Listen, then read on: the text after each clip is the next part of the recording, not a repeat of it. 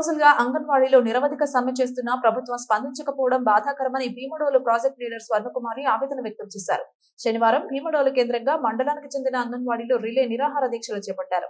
నేటి నుండి 3 రోజుల పాటు రిలే దీక్షలలో పాల్గొంటామని, డిసెంబర్ 25 నాటికి ప్రభుత్వం నుండి సానుకూలంగా స్పందన రాకుంటే ఆమరణ నిరాహార దీక్షలకు వెనుకాడమని, తాము గొత్తెమ్మ కోర్కెలు కోరడం లేదని, ప్రతిపక్ష హోదాలో జగన్ ఇస్తానన్న హామీలని తాము అడుగుతున్నామని అంగన్వాడీ యూనియన్ నాయకులు కోరుతున్నారు. నిరసన కార్యక్రమంలో భీమడోలు మండలానికి చెందిన 64 కేంద్రాల అంగన్వాడీలు పాల్గొన్నారు.